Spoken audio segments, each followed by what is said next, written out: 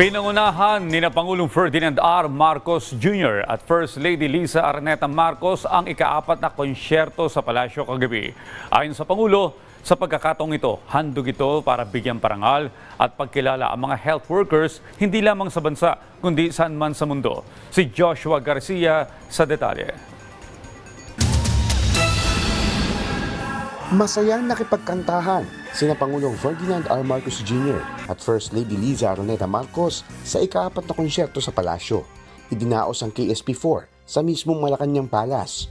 Ito ay bilang parangal para sa Filipino healthcare workers hindi lang sa bansa, kung hindi maging sa ibang panig ng mundo. Ilan sa mga kinilala ay ang 3 UK-based Filipino nurses na sina Saiza Makutay Malak, Louis Horn at Charito Leonardo Romano na tumanggap ng British Empire Medal o BEM. Tampok sa concert ang ilang pagtatanghal mula sa ilang international and local artists, katulad ni Concert King Martin Rivera, Douglas Nieres Power Dance Group, Garrett Bolden, Brennan Espartines at iba pa.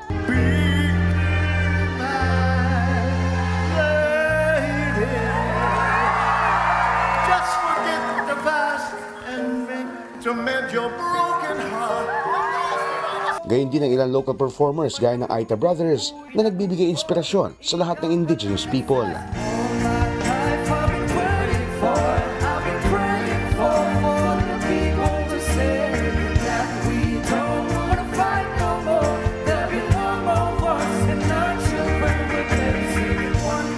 Matatandaan na ang nauna na 3 konsyerto nitong nakaraang taon ay inihandog para sa mga sundalo, guro at mga atletang Pinoy. Maliban sa pagbibigay ng parangal sa mga kababayan nating health workers, layon din na nasabing aktibidad na i-highlight ang mga bagong muka ng local artists sa buong bansa. Joshua Garcia para sa Pambansang TV sa Bagong Pilipinas.